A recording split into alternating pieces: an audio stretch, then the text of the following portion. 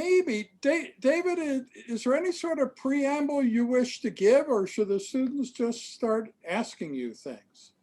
Honestly, I'm really happy to chat about most topics. I mean, obviously I can do a spiel, but I mean something like, I mean, if the topics you've touched on before we started recording, something like phasing out predation, though many people are shocked by the idea, I think, yeah, essentially descendants will regard it as almost trivially self-evident that sentient beings shouldn't harm each other. But other topics such as the binding problem and whether binding is a classical phenomenon are much thornier and more controversial, and of course I could be completely mistaken about. So although I'm fairly dogmatic about some topics, overriding obligation to get rid of all forms of involuntary suffering. On other topics, I'm pretty open-minded. The other new element is this feeling of how successful this session could be, because last term, what happened during this session is that Terence Stokowski and Lian Yang emerged as people who are going to fix transhumanism. And that's something I dreamed of for 7 years. So it actually happened. So David stimulated that, emergence of great young minds to fix the problems that older people just can't seem to solve. Yeah, so that happened last time. So it could happen again. And after the session, Amir Grozdanek decided to take on longevity. You may know that in Canada, there's no longevity organization and no one who seems to be particularly interested in making strides in Canada in that field. And so actually Amir has found a partner, another person interested in that. So really all of that emerged from David Pearce's comparable session to this one last term. So you can just imagine what might happen this time. So anyway, yeah, that's my story and I'm sticking to it. So. Thank you, Kim. Yeah, well, as I said, though I'm quite happy to do a spiel on the abolitionist project, which is my core theme. Really, if your students would just like to ask any questions or make any points, yeah, it'd be fantastic just having a relaxed discussion. Yeah. Sure. Now, I have to confess that there is amongst these students sort of unique person, Thomas Banks, who is in Mallory Chipman's family and is named after the famous Thomas Banks of jazz legend. So he is actually a student here. And so I've never had somebody in the course that I've known quite as long as I knew Thomas before he joined the course. And he may have an interesting sort of perspective on things.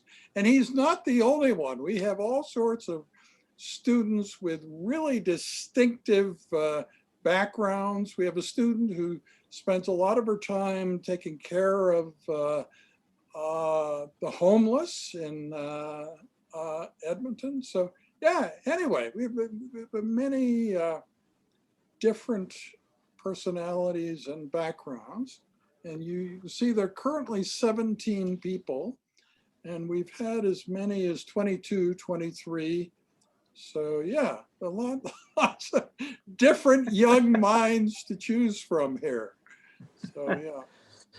Primate brains are still primed for conflict. So in some ways, two pugilists going hammer and tongs at each other is more likely to command interest than someone simply holding forth. But I'll do my best. Yeah. Okay, any questions? I'm sure there must be. Well, I would like to hear David tell us about why he wants to abolish suffering, because it's not immediately clear to me why you'd want to intervene in the natural world like that, or what the moral argument is to abolish suffering entirely. Good heavens. Well, if one is personally in agony or despair, the disvaluable nature of that state is self-intimating. It's not an open question. If you are in unbearable pain or you are in abject suicidal despair, yeah, one doesn't ask, should I get rid of this state? I mean, it is obvious. Insofar as anything is obvious.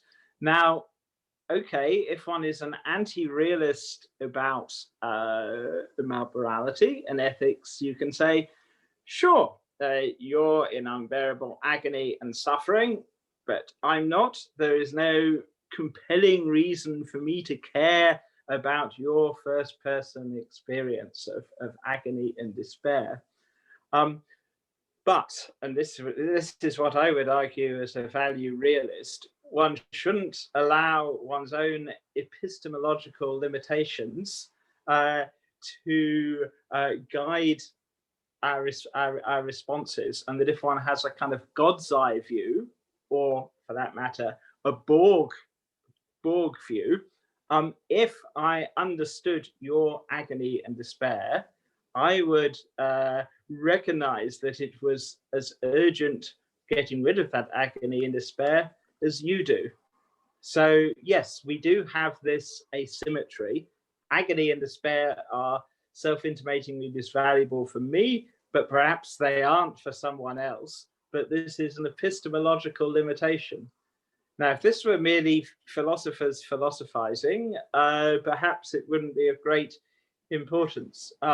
But thanks to modern science, in particular biotechnology, genome editing, synthetic gene drives, pre-implantation, genetic screening, and counseling, we are now in a technical position to get rid of suffering, not just in humans, but also throughout the living world. Now, it's important to go into as much technical detail as is needed to persuade people that this really is feasible. But once most people accept that it really is possible to phase out the biology of suffering over the next 100 years or so, we can then have this ethical debate. Should we do so? Should sentient beings be forced to undergo mental and physical pain against their will? And back to what I was saying at the start in response to your question, if you are in these terrible states, their badness is self-intimating. And what I'm saying is that from a God's eye perspective, from the point of view of the universe, that if one is a godlike superintelligence, one would metaphorically withdraw one's hand from the fire in the same way that you personally now would withdraw your hand from the fire. Feel free to now to critique this perspective. Well, I guess for me, like I'm perfectly willing to accept that it would be possible from a technological perspective to do what you propose. But what would you say to someone who would object, would say, no, we need these things in nature, for example, to, for like natural selection, suffering, or like the fear of suffering, or threats drive plants to get certain adaptations, drive animals to get certain adaptations that are useful for them and everyone. Well, the example of plants shows that it is possible to behave adaptively towards noxious stimuli without the ghastly raw feels of pain and suffering. Even if one believes consciousness could be fundamental to the world, plants are not phenomenally bound subjects of experience. They're encased in cellulose cell walls. Now, in the case of animals, creatures with the capacity for rapid self-propelled motion, there is phenomenal binding and there is suffering, and it is adaptive, fitness enhancing in many circumstances. But I would argue that we should be moving towards a more civilized signaling system, and that there is no need to have the ghastliness of agony or despair or panic. They are primitive, they're going to be optional, and yeah, as I said, I think our descendants will look back on Darwinian life as a kind of monstrous horror show.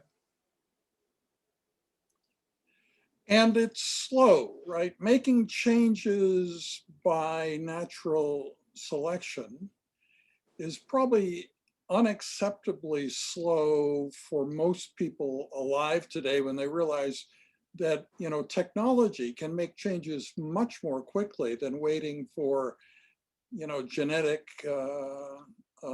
selection to do so. Also, when you it's think important about, to... No, please. No, I was just going to say that it's not as though selection pressure is going to slacken. If anything, I think selection pressure is going to intensify. I mean, there is shortly going to be intense selection pressure, for example, against the, I don't know, 1,200 odd alleles of the cystic fibrosis gene. As intelligent moral agents start choosing the genetic makeup of their offspring, and assuming we extend the abolitionist project to the rest of the living world, the genetic makeup of other sentient beings, the nature of selection pressure changes. I mean, is it proverbially natural selection? There's kind of no foresight or planning. Genetic mutations are random with respect to the direction of evolution.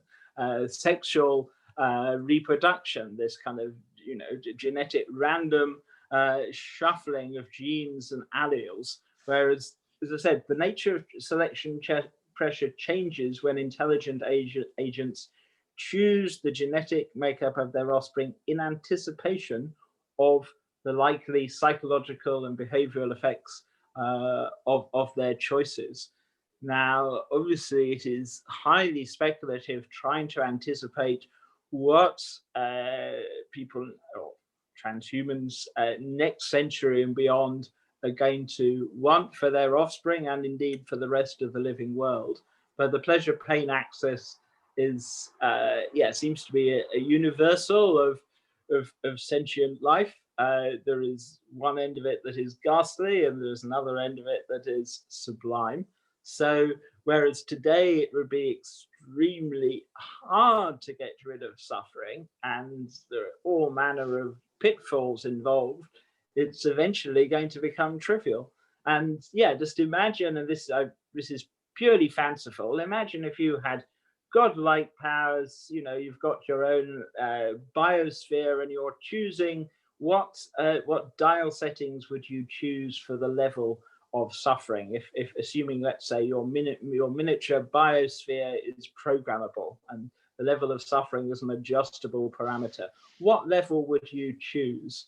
And assuming you're a benevolent god or quasi deity or demigod and so on, you're going to want a world full of joy and happiness. I don't know what kinds of pleasure and enjoyment transhumans and posthumans will pursue, but the idea of deliberately maintaining the horrors of Darwinian life, or even just the squalid mediocre aspects, I would guess is going to be anathema to our descendants.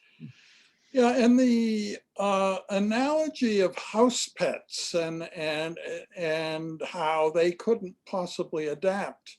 In a sense, they already do. People who have cats, there are two kinds of cats, right? There are cats that never go outside, and there are cats that do go outside. The cats that do go outside spend much of the day looking out the window and planning what they're going to kill next, right? But the cats that don't go outside just stop doing that, I think, and they're perfectly happy. It's not like they are, driven crazy by the fact that they're no longer killing things. They seem to be okay. So I think there's a probable analogy there.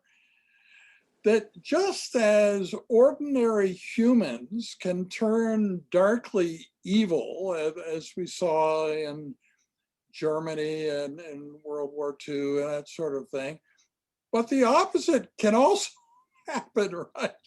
There are animals whose daily life consists almost entirely of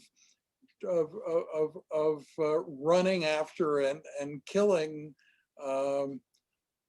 other animals, and they could change, and they might enjoy a life where they no longer had to have that on the agenda and could do other things.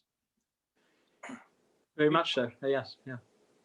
You're talking about like the reduction of suffering, but kind of two questions. One is, suffering is a broad term. Is there a certain amount that's acceptable suffering? So mild discomfort versus unacceptable suffering, where heck, your neurons can't even fire fast enough and it's so excruciating.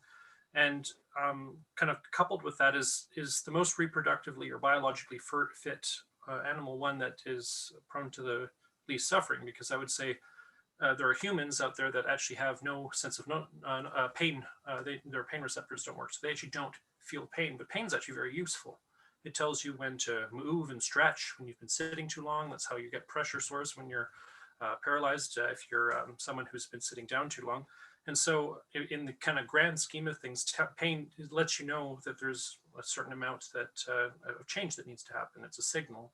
And so if you're trying to go, is any discomfort has to be eliminated, I'd be going, I'm not sure that's possible. I guess you'd have to reroute it in to some degree, but I'd be going, you'd still need a stimulus of some kind to get you to act. I don't know what that other one would be, but pain seems to work pretty well. If I touch the hot burner, I do withdraw. I don't just leave it there. Yes, so you make a number of points there. I mean, I think there is the long-term goal, which is phasing out all experience below hedonic zero, which to me as a negative utilitarian is a overriding obligation. If you're some kind of classical utilitarian, you'll think we have an obligation to just go on and gradients of superhuman bliss. What you were saying about the nature of pain is correct. I mean, this is one reason why it is absolutely critical to retain information sensitivity. If we're not going to literally offload the entire function of nociception to smart prostheses, which would be possible, we need to retain information sensitive gradients of well-being. And if you look at the spectrum of pain sensitivity today, yes, you mentioned people with congenital insensitivity to pain. A number of syndromes that induce this, but one involves nonsense mutations of the SCN9A gene. But SCN9A has dozens and dozens of functional variants, which essentially SCN9A is a kind of volume knob for pain. A bit simplistic, but essentially the volume knob for pain. And prospective parents can actually choose the dial setting of SCN9A and endow their offspring with either unusually high or unusually low pain thresholds. And before we radically re-engineer ourselves and give ourselves smart prostheses, and the obvious thing to do is to make sure that all children, and this can be extended to non-humans too, all children are born with an extremely high pain threshold. Now, if you know, you've probably met this kind of a person, the kind of the outlier, today's outliers who have a functioning pain system, but they'll say things like, oh, but pain is just a useful signaling mechanism. Now, if anyone who's got normal pain sensitivity or suffers from a chronic pain syndrome, this is crazy stuff. But essentially, nature just plays with the dials, and there really are people out there who go through life fully functional, but nonetheless have an extremely high pain threshold. And yeah, I think we need to have a serious debate about what level of pain sensitivity we should endow our future offspring. I mean, let's assume that we reject antinatalism. It's not going to solve the problem of suffering. Assume that you think it is ethically permissible to bring new life and potential suffering into the world. Should we just use a genetic crapshoot like today, which is going to involve perpetuating tremendous pain and suffering, or should we be helping prospective parents to choose the default settings for mental, physical pain or well-being of their future offspring? There are, if some of the pitfalls spring to mind, yeah, I can think of a lot too. But simply choosing to have a baby, you are conducting an untested genetic experiment, and I think, yeah, if you are going to engage in untested genetic experimentation, you have an obligation to maximize the opportunities to have a happy, healthy life for your offspring. I mean, I agree in terms of, and people do the best they can for their kids. And, that's why, there's so many books on what not to do while pregnant and things like that. But in terms of the SCN9A gene, when you're talking about like, oh, that's nature's dial for pain, and that, there's variants that are very, you feel pain a lot, and vice versa. I would say that right now there's obviously an average that people tend to go towards, and I feel like most things in nature tend towards moderation, obviously depending on selective pressure. But when you talk about people who have a very high pain threshold, if I can't remember the study that was talking about it, it was talking about pain tolerance. It wasn't looking at the genetic makeup, but in terms of pain tolerance, those people tend to have more injuries. They push harder. And as a result, joints wear out faster. And one of the ones that was looking at was they tend to go longer before seeking medical attention for something, sometimes to the point where, oh, if you'd only come when you felt that first twinge, this would be actually something we could deal with. And now it isn't. So I'm going, it sounds like a moderate amount of pain is, I guess, biologically quite useful in that regard. And even with I think the question isn't, yeah, I mean, I take your point. It's a question. No, it's denying that pain can be useful. The question is it indispensable? And before we embark on any kind of utopian experiment to abolish all forms of pain, let's assume we do aim as a society to create a low pain world. Then, yeah, our education system must change. Our health system must change. Yes, there are potential risks. And at the moment, something like 1 in 7 kids ends up in casualty in the UK each year. This is pre-COVID. Yeah, it just the ghastliness of pain seems out of all proportion to its signaling function. And as we know from silicon robots, there are workarounds. Silicon gallium arsenide robots can be programmed or trained up if they use a connectionist architecture to avoid noxious stimuli. And essentially, I think biological life should be aiming for something similar. Sure, we want to preserve and radically enhance the good side of life, but all the nasty stuff, yeah, we ought to be phasing it out. And sure, it's going to be a long, complicated process, but I think we should be absolutely clear about the goal that suffering is ghastly and we should aim to get rid of it. I mean, I agree with you, but with the robot thing, if they're trained to ignore noxious stimuli above all else, how is that not a form of pain? Because for us, it's a signal that says you can't ignore this. You've got to act or do or whatever, useful or not. That is our signaling system. How do we know that these robots, when they're encountering a noxious stimuli, aren't in pain? Because again, they're turning and running. It's not ignorable. Good heaven. Well, this is going to open up a great debate on the nature of mind. I would say that classical digital computers, hence today's silicon robots, are incapable of solving the phenomenal binding problem.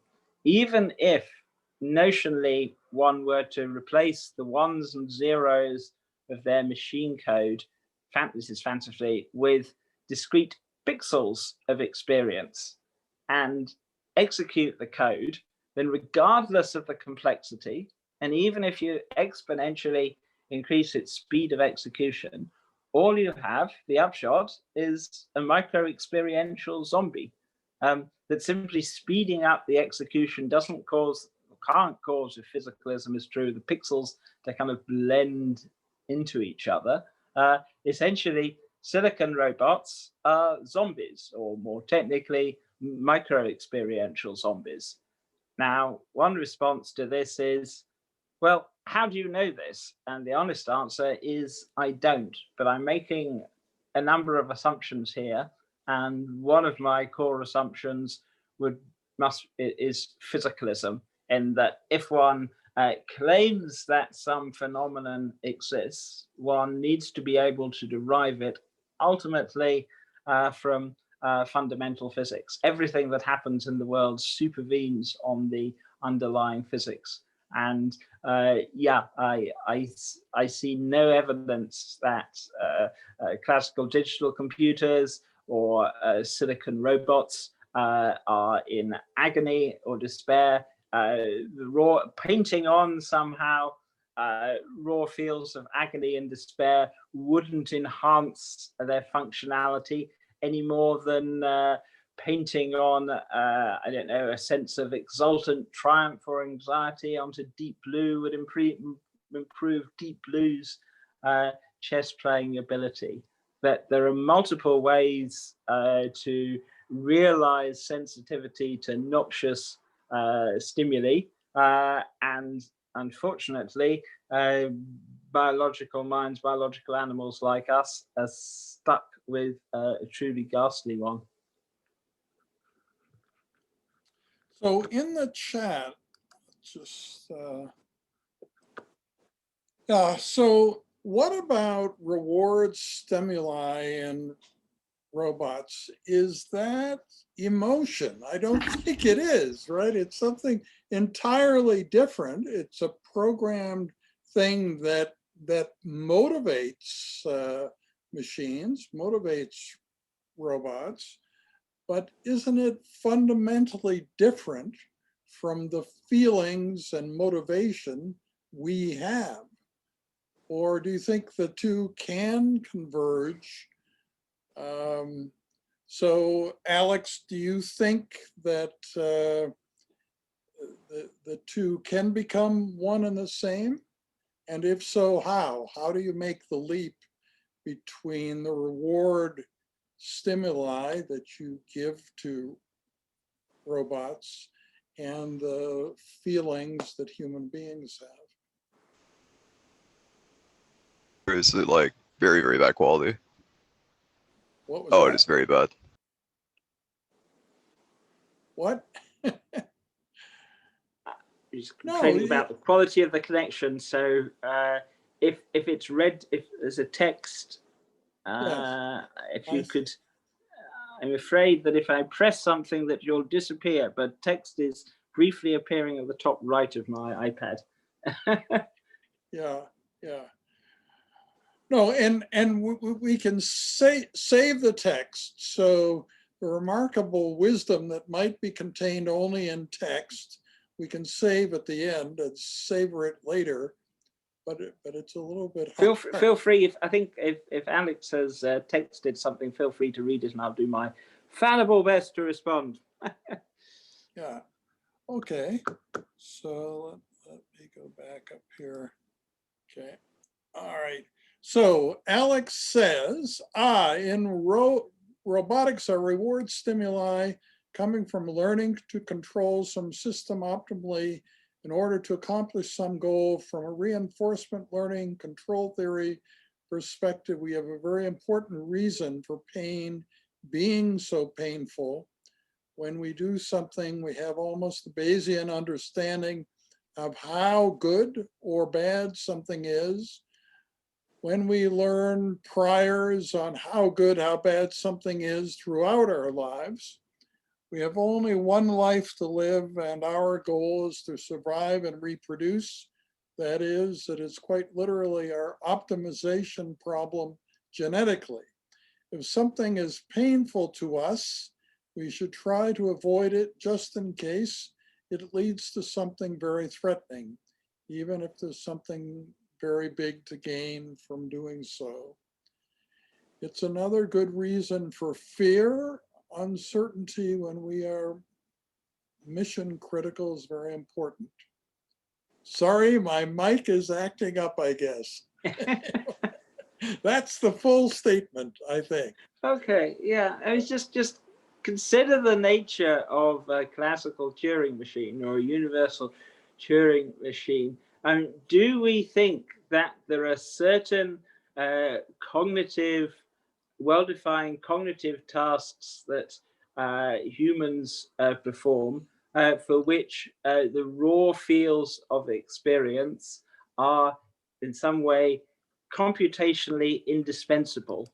Or now, perhaps later, I will argue that there are certain things that biological minds can do that classical digital computers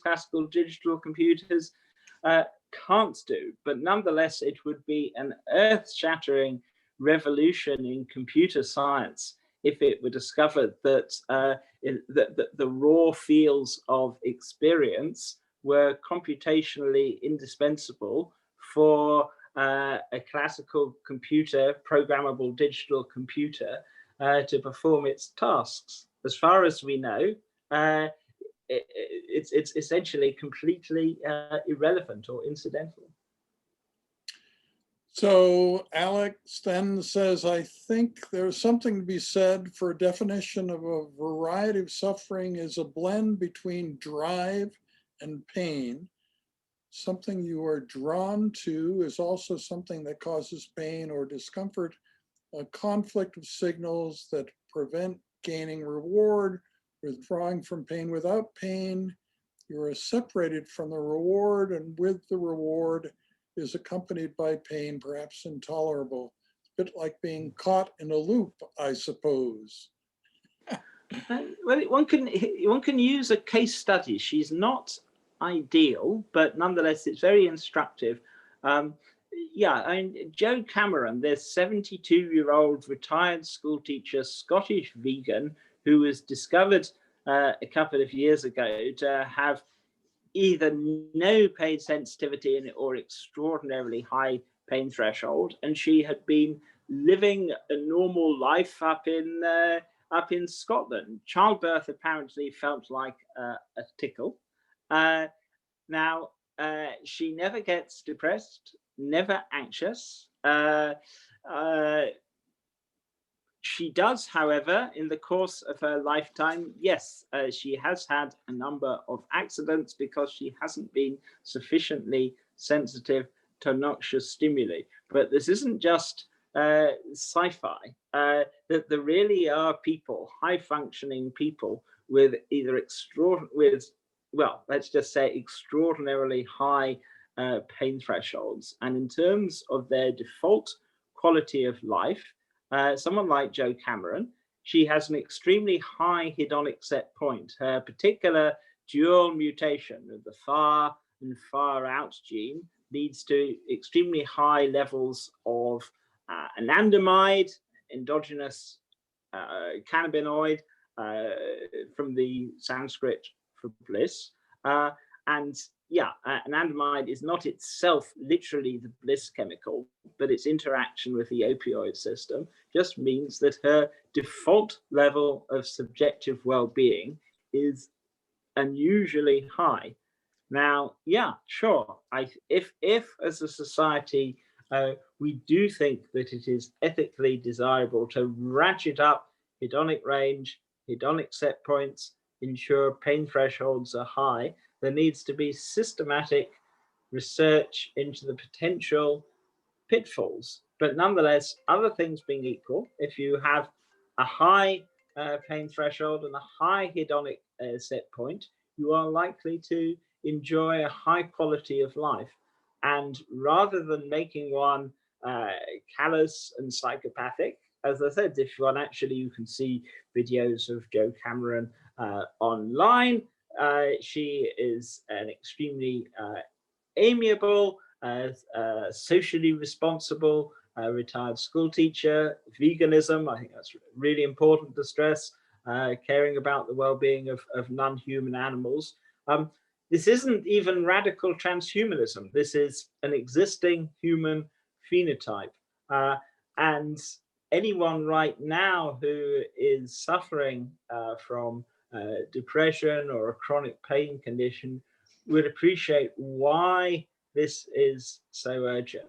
If, as I hope your students are, if one is feeling relaxed and comfortable, talk about pain, even talk about suffering. It's all a bit remote and abstract, but sadly, there are hundreds of millions of humans and billions of non-humans who are suffering right now. And yeah, thanks to modern science, we have the ability to fix the problem.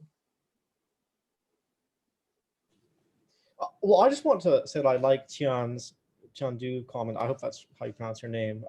That suffering is for many people considered a core experience to life. Because I don't know, I was just thinking about myself, a thought experiment, and I invite everyone to think this who's listening. But if you could dream any dream you wanted every night you went to sleep, and you could have any time horizon, you could have 80 years in your dream. I'm sure lots of people for maybe 1,000 years, 100 years would have the most blissful, experiences you could possibly imagine, stuff that's really out of this world. But I think many people also eventually would choose suffering. I probably would myself. Maybe it's just that point of choice that you'd say, we want to abolish it, except suffering, abolish suffering, except when people choose suffering. But yeah, I think that it's certainly connected to life, and people don't want it gone altogether. And that if you had ultimate control, you would certainly have suffering and despair, maybe even quite severe suffering and despair if you could choose, and not just that it's not real, it's in the dream. You would dream a dream where you don't realize you're in the dream, just to enhance the experience that much more. Okay. Imagine if we do encounter an advanced civilization. Let's assume that their hedonic range, if ours is -10 to 0 to +10, imagine if the hedonic range of this advanced civilization is +70 to +100. What arguments would you use to try to persuade them to go back to ancestral horrors? Remember, at +70, their darkest depths, the proverbial dark night of the soul, the functional equivalent, is way, way superior and more sublime to our peak experiences. And I think they would regard sort of primitive Darwinian humans as in the grip of some kind of depressive psychosis. I mean, even today, imagine if there is, let's not talk even about extreme suffering. Let's imagine you have a knob for boredom or exhilaration, and turning the knob one way makes everything more exciting and intriguing and exhilarating, and turning the knob the other way starts to make things slightly boring, then very boring, then extremely boring. Would one want to spend a fair bit of one's life finding out, reminding oneself what it is like to be crashingly bored? Or would one choose states of exhilaration, fascination, exploration? What is the point of conserving hedonic, mediocre states, hedonically sub-zero states, let alone the horrors of pain and suffering? And I can understand why some people try to rationalize their suffering. And it's important not to take people's rationalizations away from them. But ultimately, this is the extraordinary thing. Essentially, suffering is redundant. We can we can maintain intellectual progress, sense of social responsibility, all the good stuff, but without the ghastly raw feels of pain and suffering.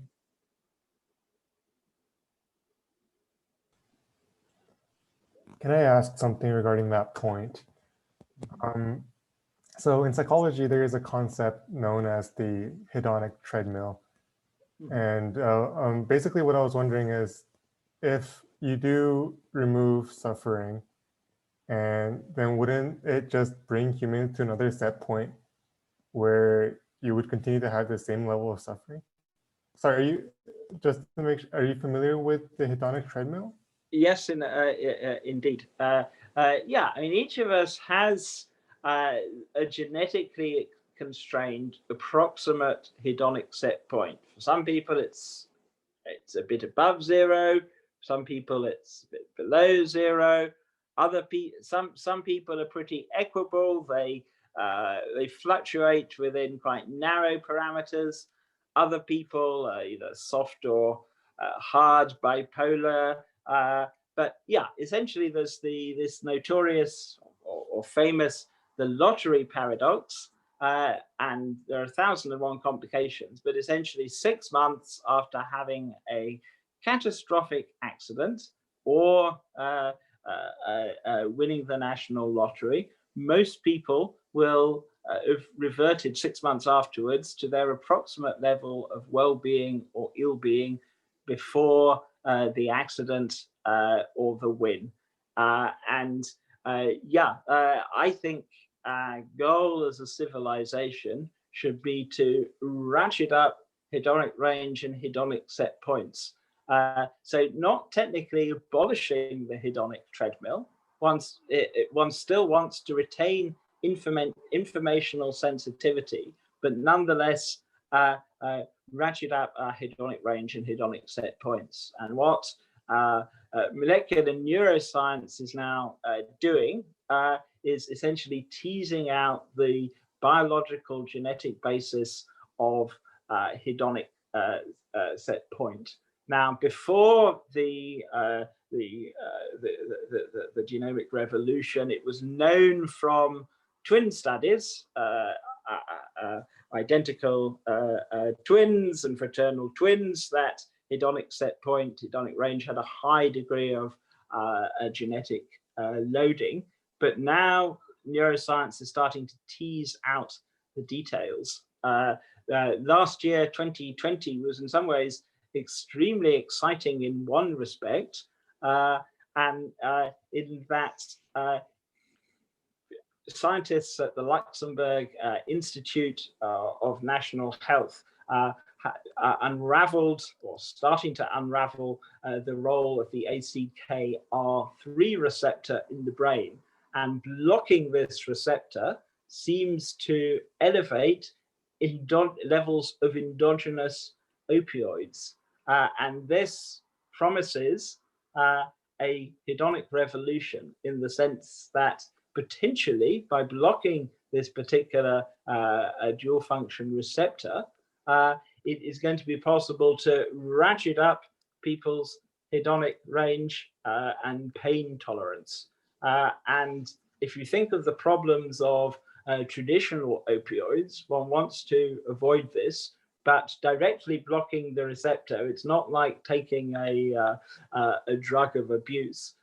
Essentially, experimentally blocking this receptor just elevates default well-being. Now, if you're thinking of all the ways things could go wrong, all the pitfalls, well, you're absolutely right.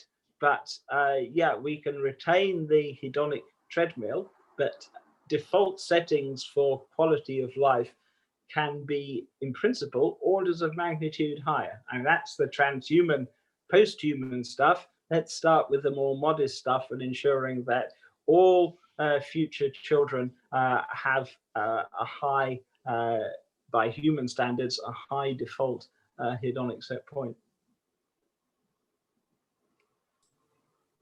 I was wondering if you could maybe touch, so you're saying a lot about biology and evolution, but when we look at how depression and anxiety is often managed today is through like psychosocial treatment, right? Like cognitive behavioral therapy focuses more on like I don't know that we can say definitively that all of that suffering is inherently biological if we're able to have people kind of rationalize through their thoughts. Do you know what I mean?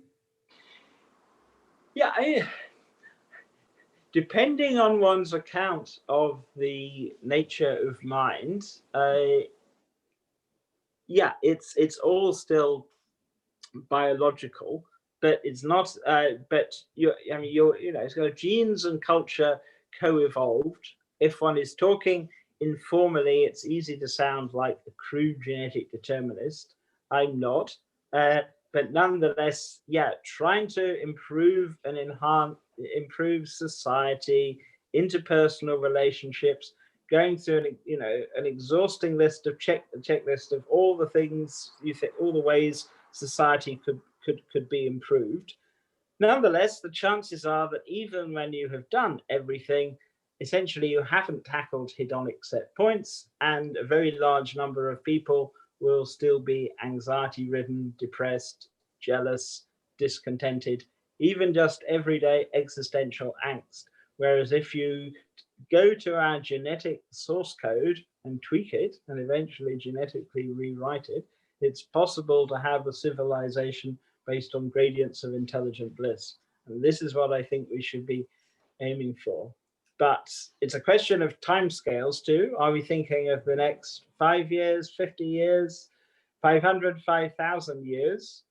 Yeah, I think it is worth considering what our long-term goal should be. I would hope a civilization, super civilization of superhuman bliss, but nonetheless rooted in the here and now. I can quite understand that someone who is suffering right now, yeah, all this talk of rewriting the genome and so on, it probably just sounds like sci-fi.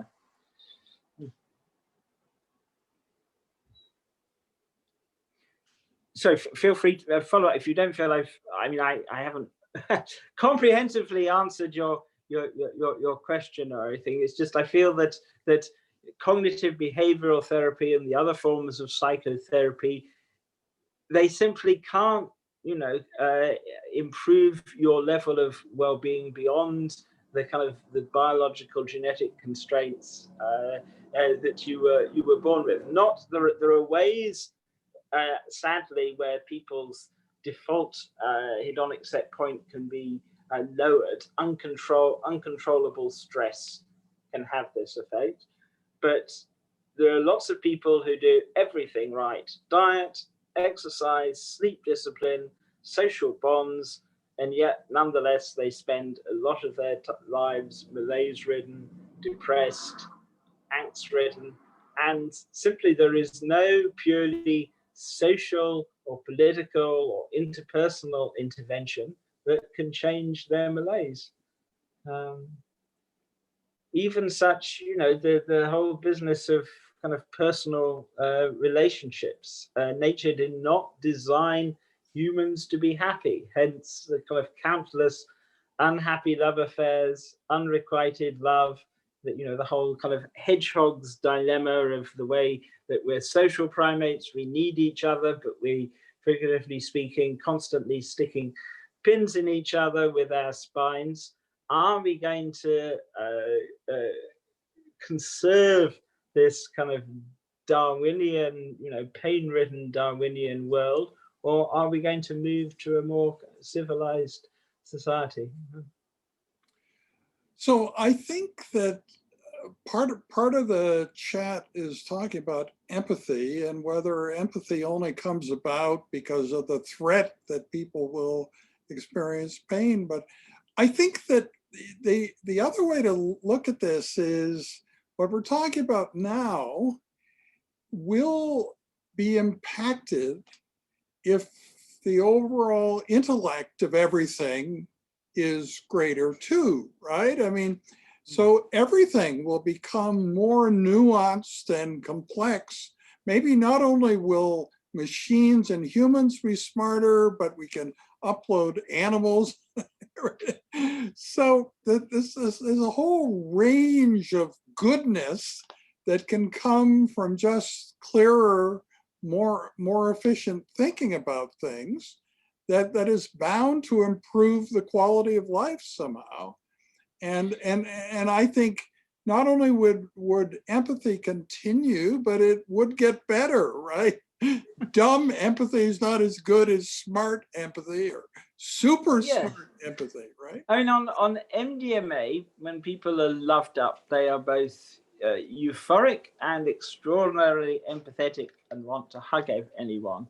Now, let's pretend that it's possible, which would take a fair bit of engineering, sadly, to engineer MDMA-like states all the time. Would this be desirable? It's certainly one option, though people who are in an MDMA-like state are also extremely vulnerable.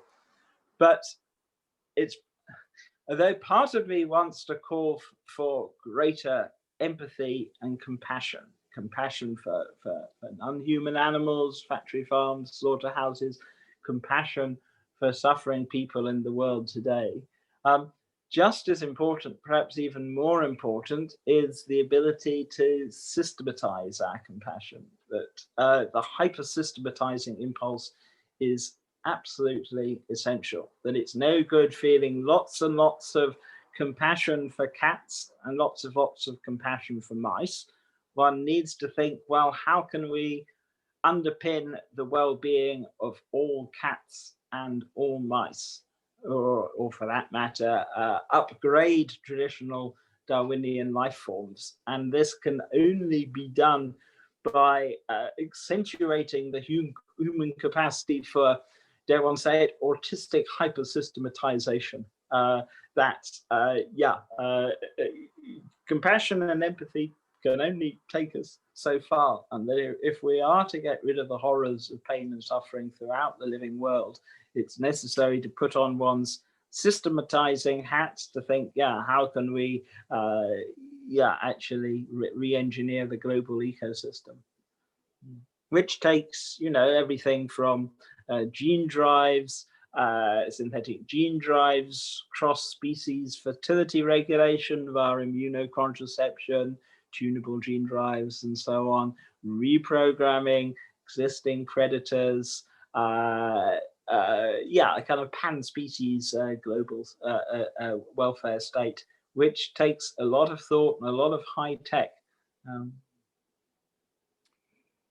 So there can still be a range of well-being, even if there's no suffering, and you can still feel empathy for people who are not suffering, but they're just not feeling as good as everybody else feels, right?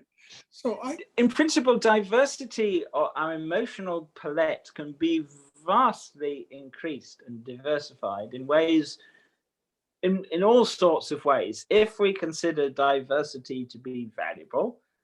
I sometimes, give the example, if our hedonic range is -10 to 0 to +10, you could have a civilization +70 to +100. So in one sense, their hedonic range vastly greater than ours, and yet nonetheless their default, their lowest depths is much richer. But as well as, our kind of core Darwinian emotions, one needs to consider both their raw fields and their functional role, and decide, do we want to preserve the functional role? Do we want to preserve the raw fields? And, so one can look at something like jealousy, and this, I would argue, is an emotion that it would be good if we got rid of both the functional role and the nasty raw feels.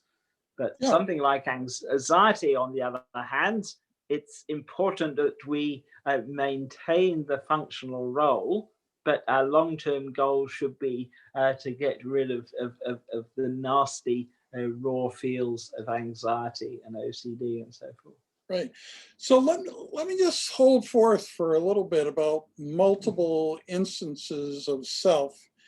This is something that the previous term's class got very serious about, and many of them got cardboard cutouts of themselves. So we have a group of students who they're actually not cardboard, they're coroplast, but life-size cutouts of themselves with the idea of a future problem of having so much intellect, what we're going to do with all that intellect. Well, you could lead multiple lives at once, and that would be much richer life experience than just having one life. The reason we can't do that today is we would get things mixed up, we'd make stupid mistakes and so on. But that's what we could use that added intellect for. Now, David, once again, you have the opportunity to kind of influence something big here, because the present students have not sort of embraced this. None of the students in this current class are planning to get cardboard cutouts and kind of celebrate this idea of multiple instances of self. So what does David Pearce think of multiple instances of self? Is David Pearce inclined to get a coroplast cutout of himself, or that's the last thing he would want? Let us hear your thoughts about this peculiar behavioral aberration in last term's class. Yeah, I have to consider its implications. I mean, a lot depends, I suspect, too, on one's theory of personal identity. And a lot of people have this notion of an enduring metaphysical ego. One is born, one lives, 80, 85, 90 years, and and then one dies. Whereas other people with a more Buddhist or Parfitian or ultra-Parfitian sense think that personal identity is a myth. One is a different person. One wakes up in the morning from one's namesake who went to sleep the night before. But sure, our conceptual scheme depends on some kind of notion of enduring metaphysical ego. Without this fiction, most social, economic relationships would collapse. And nonetheless, it is a fiction. In terms of, this is one issue that crops up when the theme of super longevity is raised. Sometimes, what is the brief definition of transhumanism? I use the three supers: super intelligence, super longevity, and super happiness. And we haven't really tackled super longevity. But yeah, one worry people have of essentially getting rid of the biology of aging is that, what on earth are people going to do with their quasi-immortal lives? Won't it be boring? But yeah, it's not as, but biotech is going to eliminate not just pain and suffering, but also boredom. So it'll be possible to enjoy gradients of exhilaration. And whereas today you sometimes read something like that all the important scientific discoveries have been made, that kind of physics, the Standard Model, and general relativity. Essentially, one is told that we're heading towards the end of science, to use John Hawken's expression. I think we've scarcely begun. One theme that interests me, and I think is critical to an understanding of full spectrum superintelligence, is alien state spaces of consciousness. Now, I most certainly don't urge anyone to go out and explore exotic psychedelic drugs. I think our dark Darwinian minds are currently ill-suited. But essentially, there are billions of different state spaces of consciousness, as different as waking and dreaming consciousness, to be discovered. And we're not going to run out of interesting areas of knowledge to explore. I think the enterprise of knowledge has scarcely begun. Yeah, so Alex says, but boredom is important. It indicates a drive that is unsatisfied. It drives creativity and problem solving, right? Yeah, this is why the notion, even though it's a mouthful of information-sensitive gradients, is so important. that it's not going to be a case of engineering indiscriminate fascination, which would be a recipe for essentially the end of intellectual progress. That what is critical is information sensitive gradients. So some things can be even more fascinating than others. I mean, I often give an example of my transhumanist colleague Anders Sandberg, who acknowledge, Anders says, yes, I do have a ridiculously high hedonic set point, but even though he is consumed with fascination by knowledge, I've read the draft of his forthcoming Grand Futures at 1,100 pages. It's going to be a blockbuster. Essentially, Anders is fascinated by many things, but of course, some things are even more fascinating than others. And one of the sad things about low mood and depression is that just everything seems dull, colorless, meaningless. Many forms of depression are really a case of anhedonia, boredom, lack of desire. And there are other forms of depression that are profound melancholia, but some forms of depression, essentially, people are just bored, no desire, nothing excites them. And I think our goal should be not merely to ratchet up hedonic range and hedonic set points. With that will become essentially far greater engagement with life, with knowledge, being fascinated by more and more things. As one gets happier, life becomes more meaningful. Not unless one is clinically manic, indiscriminately meaningful. Certain things are more interesting or significant than others, but nonetheless, by ratcheting up defaults, essentially one improves everyone's quality of life.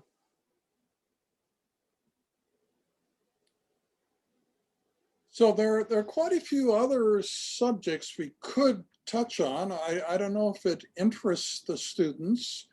This idea that women are less territorial than men, and therefore almost every enterprise would be better off with female leaders.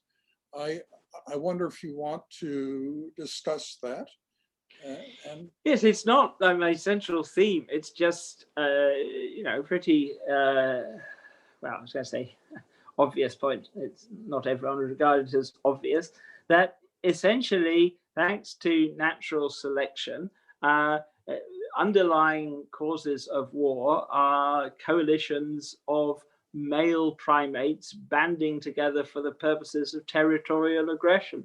And just as female chimpanzees don't do this, essentially the same is true of female human primates. And that if one is serious about mitigating existential risk, global catastrophic risks, there are all sorts of possible solutions one could explore, but one of them would simply be just as a convention that one elects women that have a kind of an all-female political leadership. Now, to stress, women can be just as nasty as men, but essentially the nastiness doesn't take the form of getting together with other women to wage wars of territorial aggression. Now, I said I don't campaign for this. If I were writing a scholarly paper, I would be hedging what I've said so far with a ton of caveats and qualifications and so forth, and resisting some of the kind of the cruder sexist stereotypes. But if in the abstract, without saying what the measure was, I were to talk about a really technical measure that would dramatically reduce the likelihood of nuclear war of this century, and I think nuclear war of the century is highly likely. Let's just say reduce by 95% the likelihood of catastrophic nuclear war. Most people, you know, we're a complete no-brainer for go for this option. But when you say, well, actually, the technical measure in question would be introducing all female leadership, I think the average response is that's crazy, and this is one reason why I don't press the issue. So it is interesting to look at what's already happened in, you know, individual countries. Botswana, women tell each other that men are a joke. They're kind of useful in some ways, but basically can't be relied on for, you know, consistent productive activity. And this is just how the country sort of runs. If you live in, you know, Botswana, you know that this is the reputation that men just have basically countrywide, that they're sort of a joke, and you can sense that in the future something will happen where either their behavior will become more, you know, reliable and helpful, or they'll be phased out entirely. Anyway, then there is, you know, Rwanda. Rwanda has had these huge genocides, which killed off much of the men. So most of the legislators are women, but it certainly hasn't solved everything. Rwanda still has huge problems.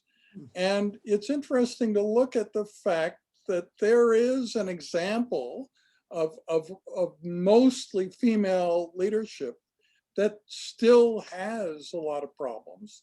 And I think, you know, Iceland, similar, they're maybe a big landmass, few people.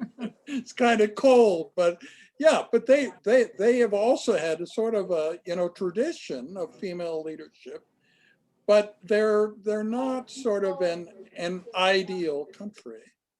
Yeah, and another example though would be COVID. I mean, the biggest crisis of our decade. You compare the performance, at least in liberal democracies, of countries with male leadership or female leadership. And unfortunately, in the US in particular, but not just in the US, it's become just so politicized. Wearing a mask is perceived as somehow unmanly. On the whole, female leaders seem to have handled the crisis better. But yeah, as I said, I'm not convinced that this is sociologically credible. So I don't press the issue or campaign for all female leadership. Yes, it would be incredibly discriminatory, but so drink drive laws. I mean, there are plenty of people who can drive better while after a few drinks than other people can when they're sober. But nonetheless, even though it's unfair, we have drink drive laws, and deaths and accidents have plummeted accordingly. And that by putting men in charge of the kind of levers of power, one is putting in charge the gender that has been designed by natural selection to have the biology and the psychology of hunters and warriors. We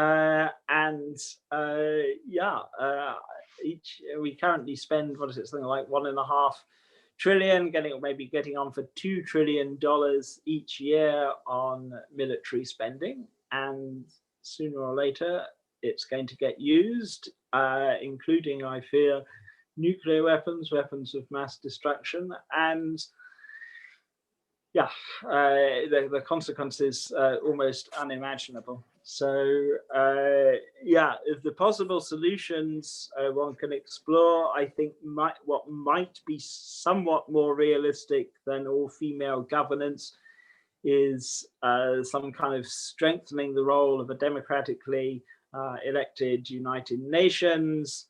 But once again, I'm not optimistic. I think this century, tragically, there is going to be some yeah, some horrific conflict in which hundreds of millions of lives will be lost. So there's a very recent interview with David Brin, B-R-I-N, science fiction writer. And what he says, I never really thought about it this way, is science fiction writers are not aiming to predict the future, but to describe futures that should be prevented.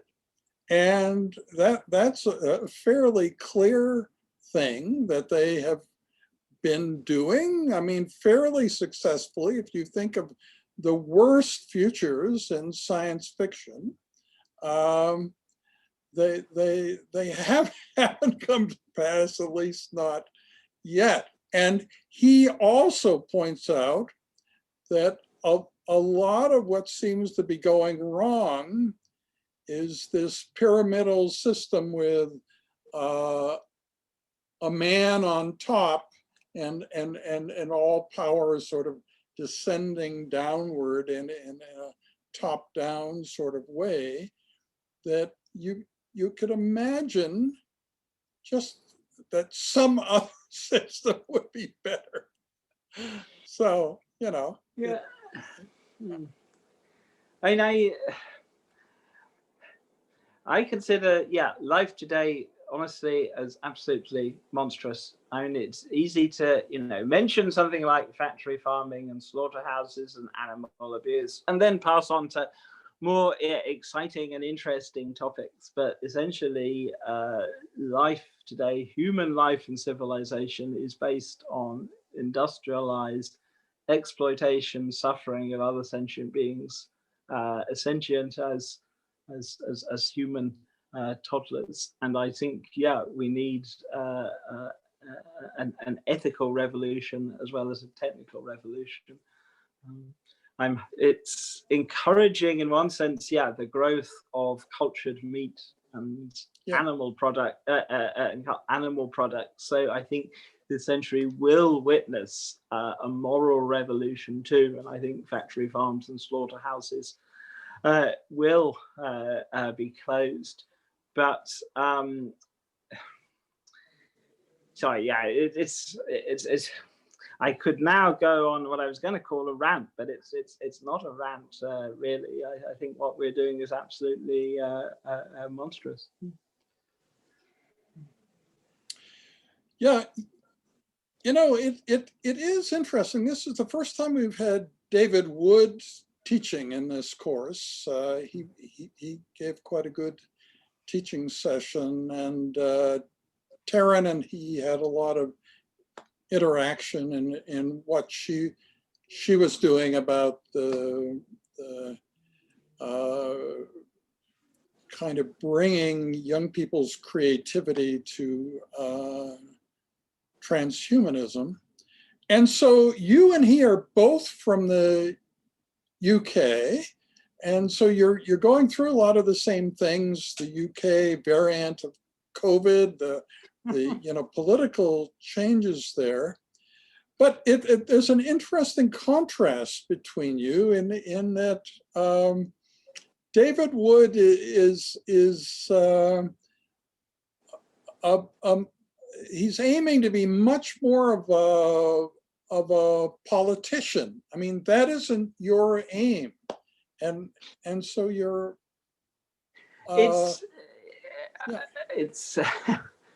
if I was psychologically robust enough to be a politician, that would be an option. I'm not, but politics requires a very different set of skills. This, you know, kind of also too, sadly, mastering the kind of Machiavellian dark arts. I mean, I hope we're going to live in a glorious transhuman, post-human future in which, you know, the traditional Machiavellianism of humans, you know, the kind of the Machiavellian ape can be consigned to the, you know, the dustbin of history. But to actually get there, essentially one needs to practice the dark arts oneself. That politics, yeah, involves all manner of deception. Yeah,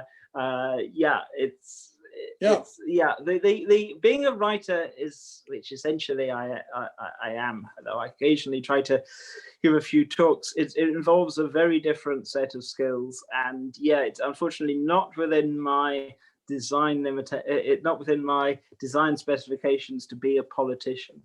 But you know, what has happened here in the short term, you can look at the way that you influence Terran to sort of emerge as a student taking on transhumanism. Then, you know, Humanity Plus had planned this workshop on January 17th, on that Sunday. And, you know, Terran took part. She was so well treated. I mean, you just listen to what people said. They were, you know, deferential. They were sort of spellbound to have such a young person talking. They hardly ever have anybody under the age of 40 talking, and she's hardly 20, you know. So anyway, it was quite a moment, and there's a video where you can watch it and and so that's it. It's sort of a kind of microcosm thing, right? It doesn't prove that the long-term future will be benign and positive, but it at least gives one hope that, you know, young people really can change things. And your teaching last term had something to do with that happening. So, yeah, anyway. Yeah, I have tremendous respect for people who think, well, yeah, talk, but what about action? Yeah. But it really does daunt me, the challenges of politics. And yeah, in terms of the nature of superintelligence, how are we going to achieve superhuman political wisdom, superhuman cooperative problem solving skills? When people think of intelligence, often they think of IQ tests, which don't involve cooperative problem solving. They don't involve, you know, empathetic mind reading or anything like that. It's a very narrow, restrictive sense of intelligence. Whereas what seems to have, at least in part, driven the evolution of distinctively human intelligence has been our cooperative problem solving skills, sadly often against other cooperative problem solvers in rival tribes. But yeah, somehow we need to enrich and expand our cooperative problem solving abilities. And it's desperately difficult. So we have 2 more minutes, and so anything else anyone wishes to bring up or say? Or I can jump in with a question. yeah. So I was just sort of like thinking to the future and sort of like projecting outwards, you know, like what the future doom may be putting forth some of this, changing like the hedonistic scale might look like. And, you know, I was just thinking, because like there's, you know, certainly groups of people now that are sort of against some of these, I don't know, not modifications, but like, you know, like you're playing with the like fabric of life and stuff. Like there's certainly groups that might be against, you know, not alleviating suffering necessarily, but fiddling around with it. So like when I'm projecting into the future, I'm thinking, okay, well, there's going to be like one population that's like all for it. And so they're going to become super intelligent, superhumans. And then there's going to be other populations that are against it. And so they're going to be maybe left behind, like pain sensitive. And what do you think about this sort of like prospect of maybe having like a separation of like the current human race into like perhaps a, you know, painless one and a hypersensitive one? Well, there's a science fiction story where what happens is the advanced side of the human race finds that they cannot reproduce without involving the people who have refused all the enhancements. So that's another thing to think about. What will the refuseniks be able to do that we that are all super enhanced and everything won't be able to do? And in that science fiction story, it was that we couldn't reproduce worth a darn. Once we'd fixed everything else and we're leading this wonderful life, that the only way to reproduce is to go back to the people who had refused all this stuff. So, yeah. Well, hopefully intelligence enhancement will involve enhanced social cognition and finding more persuasive arguments to tempt the refuseniks in. Yeah. Life based on gradients of intelligent bliss. But one of the reasons for stressing upgrading hedonic set points rather than just maxing out on happiness is that almost everyone likes, regardless of whether they are conservative or left-wing or whatever their political views, likes waking up in the morning in an extremely good mood. You can preserve your existing core values, preference, architecture, but nonetheless, in principle, your hedonic set point and hedonic range can be ratcheted upwards. And I think even most bioconservatives are fairly relaxed about the possibility of getting rid of well-known genetic diseases. The problem is that perhaps not enough people recognize low mood, depression, various pain syndromes really are something that are at least as harmful to quality of life as something like cystic fibrosis. Unlike Ray Kurzweil, 2045, the year humans become immortal, nirvana, the singularity, all is going to be wonderful in our lifetime. I'm temperamentally and intellectually a pessimist, although I think we could get rid of suffering technically within 100 years. I foresee hundreds of years realistically of pain, misery, despair, all the horrors of Darwinian life. But nonetheless, in terms of our overall goal, life could be utterly sublime, more sublime than we are physiologically capable of conceiving today. And I think we are stepping stones to something better. And this, as a transhumanist, is I beat the drum for a biohappiness revolution. And though I won't live to see it, I think this is really, if Elon Musk, as one of his side projects, instead of, let's say, a $10 trillion colony on Mars, were to say, let's use biotech to abolish suffering, the whole debate would be transformed. It wouldn't be some relatively kind of marginal philosophers or transhumanists. It would suddenly be practical politics. And I think sooner or later this kind of breakthrough is going to happen. That the nimbus of fame. I mean, I don't know how it's going to happen, but Well, one other way to think about it, like the 20 people who have been on this call, some of them could play an important role in that, right? So it's not just waiting to see what happens. Some of them can help make it happen. Absolutely, yeah. I mean, a very good point. I mean, absolutely. Yeah. So, okay, well, that's another great session.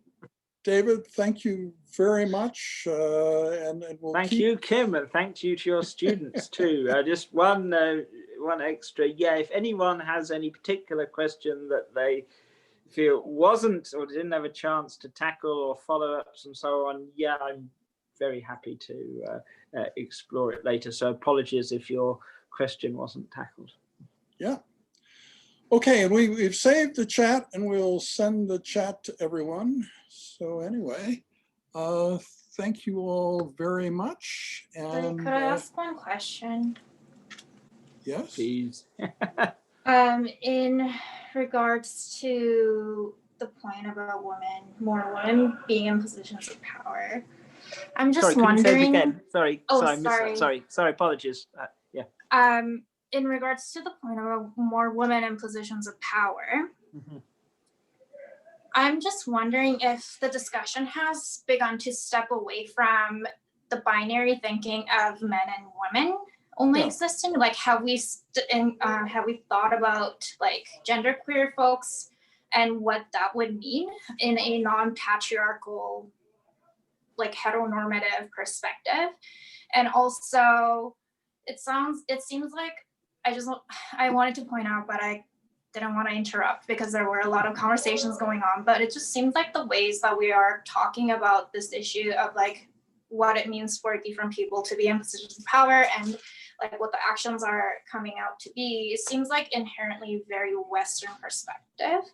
Like we see so many examples of indigenous nations on Turtle Island, like in North America and also South America, where it was a matriarchy and they were able to have successful like political, social, economical structures. And maybe we need to also check that we are having a biased perspective, and like perhaps by considering that like traditional indigenous ways of living that is often has been erased and often like not engaged with in academic discourses, especially in Western academic discourses, like maybe that'll like really help in answering a lot of different questions and bringing forward like a step closer to what it would actually mean for, because a lot of these nations definitely had hierarchies and leadership positions, but it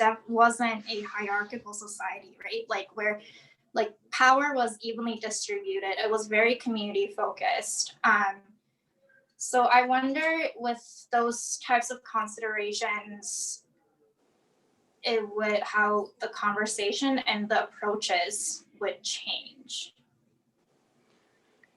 Yeah, I mean, a lot of points you raised there. I mean, personally, I hope gender goes the way of horns and a tail. And in our discussion earlier of whether we should have a possibility of an all-female political leadership class, once again, I was assuming binary gender, male and female, ignoring all sorts of issues. But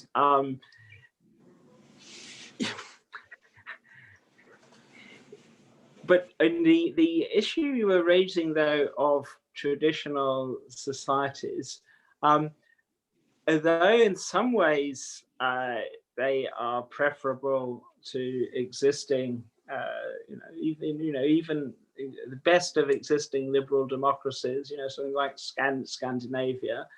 If you dig beneath the surface, there are all manner of pains, suffering, and essentially it is part of our genetically constrained biological nature to suffer. And the question to ask, I would say, is: do we want to preserve and focus entirely on the environmental, the societal, try to make life better without actually tackling what I would say is the root cause of the problem, sinister genetic source code?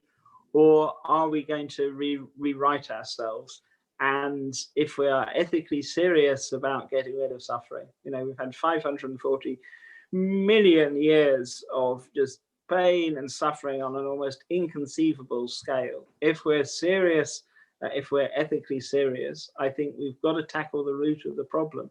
And sticking past the solutions, yes, we should continue with these stopgaps, but essentially they don't tackle the root of the problem. I just wonder, like, So I've just been thinking a lot about how the ways that we think are inherently colonial, and that because that's just a norm. So then I wonder like what it would mean for one, like indigenous peoples that are continuing to experience the neo-colonial aspects, like what that would mean for them when we're moving forward. And like there are accounts of how much less of suffering, like for example, like sexual assault, in the context of Western society and current like modern ways of dealing with it, produces a lot of suffering for the victims and also the perpetrator. It's not just a binary. There's like lots of people that are involved that gets impacted, right? And there's like causal chains and relations that we need to consider. But in like indigenous traditions, like it was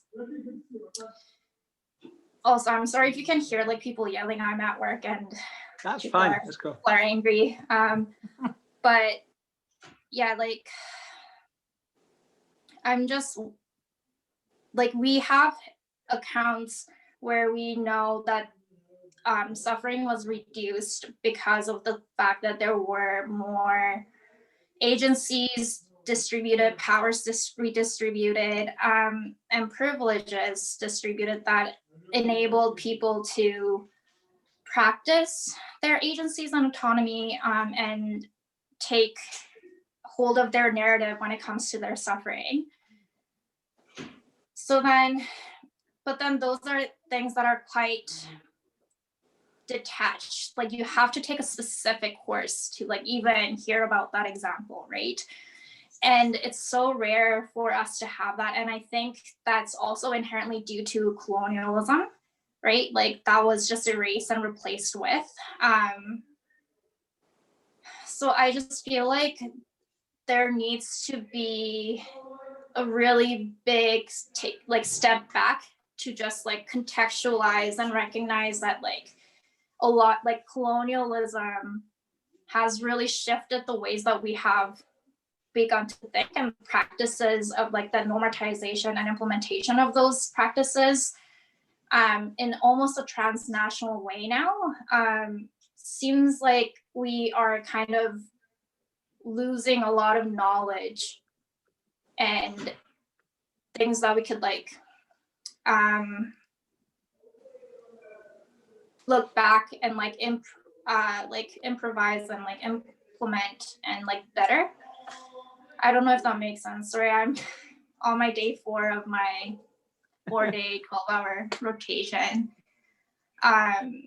So yeah, it just seems it just seems like there's like a disconnect, and I feel like there's a lot of value. So I'm just wondering if like there's any considerations of that when we're talking about transhumanism and moving forward. So transhumanism could certainly do with more sociological depth.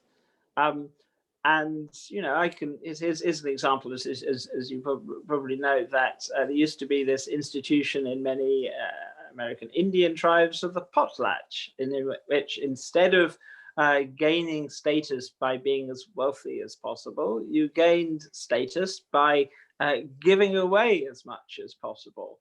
And intuitively, this is much more appealing, much more civilized than traditional kind of capitalism, which essentially is based on human greed.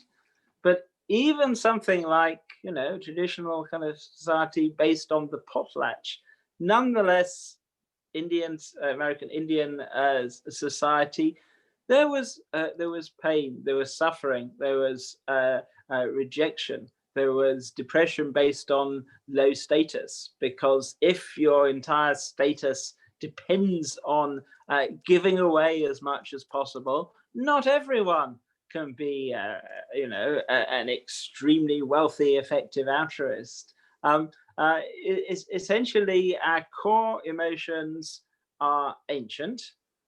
Several of them are extremely nasty. And however you engineer the environment, if you don't actually tackle, the biological genetic basis of pain, depression, anxiety disorders, unhappy love affairs, essentially pain and misery are going to go on indefinitely.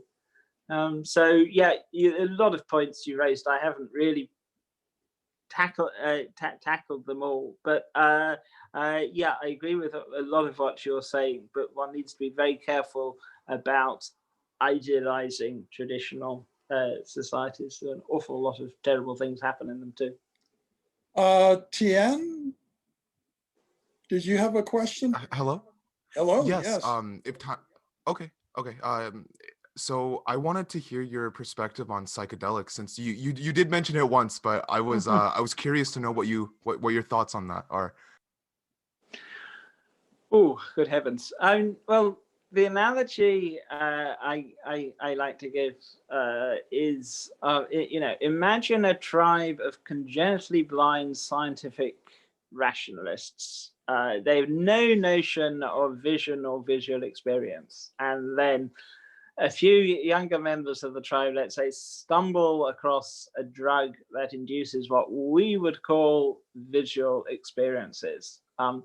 What the drug doesn't do is create a novel kind of sensory apparatus. So it doesn't enable tribesmen to, in a sense, perceive their local environment via kind of, visual transducers or anything. But nonetheless, the people who stumble on this drug, they have visions. Some of the youngsters, they experience what we might call demons. Others experience angels. Some have sort of good trips or bad trips, but they have no language to describe what's going on. You recall they're kind of congenitally blind, the tribe. So they talk about the mystical, the ineffable, the indescribable. They are convinced they have stumbled on this profoundly important discovery. Yet, imagine you're in the position of a blind elder of the tribe, a rationalist, that here are these youngsters saying that this psychedelic drug is inducing profound experiences. Yet, the youngsters, they're not actually producing any great works of music. They're in many cases dropping out of society. They're not capable of articulating in any kind of rational sense the importance of their discovery. Now, from the outside, we can say that the people who stumble on this consciousness altering drug have unlocked, the potential for something profoundly significant, but they haven't actually been able to articulate it. And this is the analogy I would give for psychedelics today, that they open up state spaces of consciousness for which we have no concepts, no kind of vocabulary, because language is public, or rather pseudo-public. It needs some kind of public or pseudo-public criteria of use.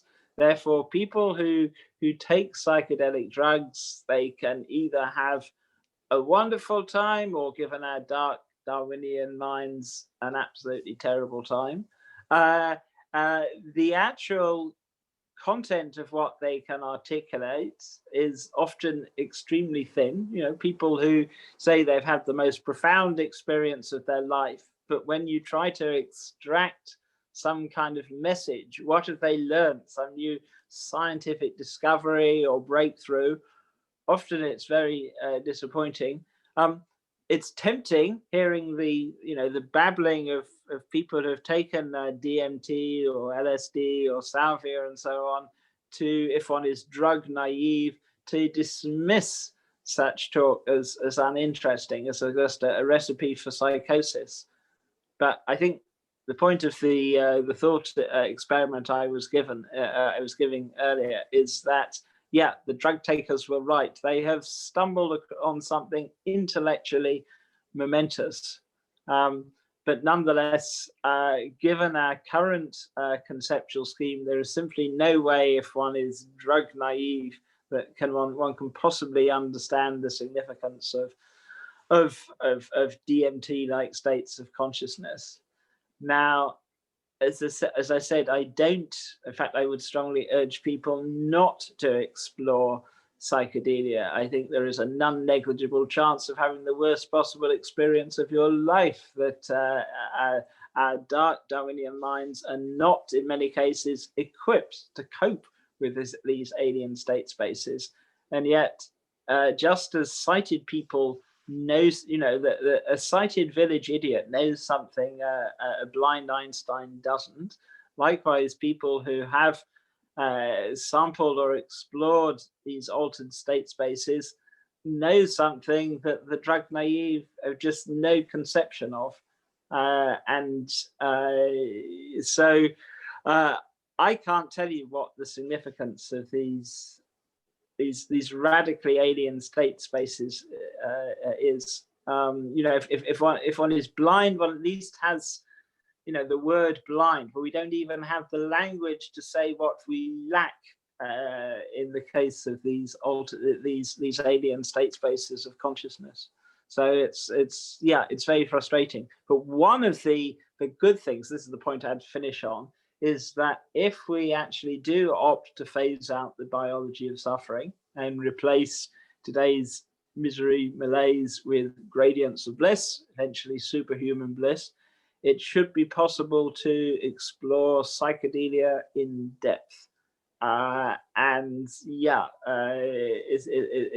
Essentially, transhumans and posthumans will be able to explore billions, trillions, I don't know the number, of these radically incommensurable state spaces of consciousness.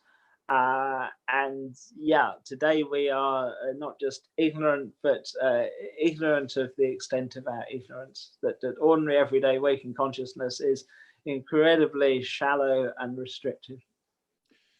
I absolutely agree.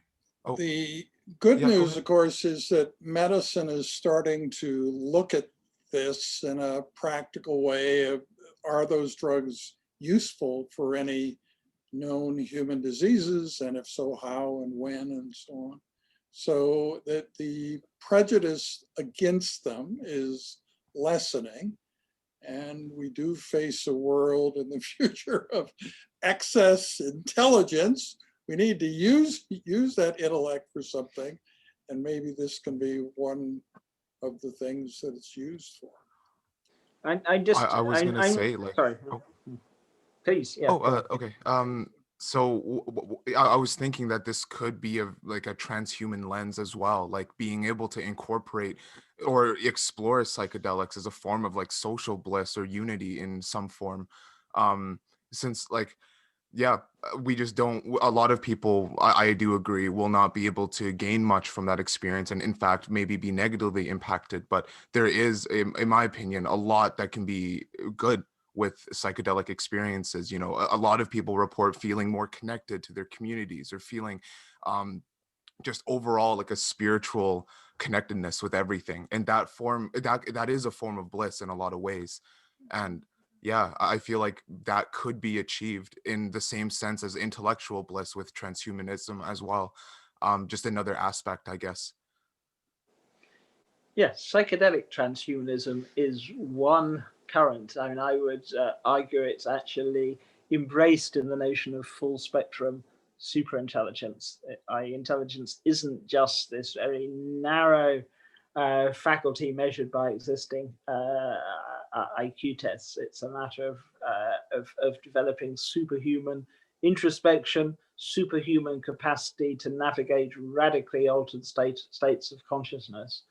And yet at the same time, I'm very, very cautious about their therapeutic potential, because they are so unpredictable. And the people who are the most troubled minds, the most disturbed, depressed, anxiety-ridden minds are in many cases most likely to have a bad trip. And sadly, helping people to cope in existing society,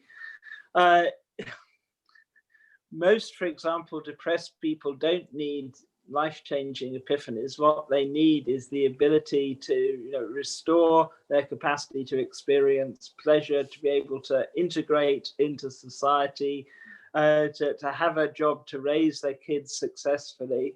Whereas psychedelics, take one into a realm beyond everyday language. And that if one is speaking of very, very gentle psychedelics, something like MDMA-like consciousness, that really could deepen social bonds if, and that's a big if, it were possible to devise safe and sustainable analogs of MDMA. But some of the other drugs being touted as potential cures for depression and mental illness, sadly, I am very, very cautious about, because of their unpredictability. One can't promise people what kind of experience they're going to have on these drugs. Mm-hmm. I You guess can't with make the it, yeah. abolition of like with the abolition of suffering, and I guess from the chat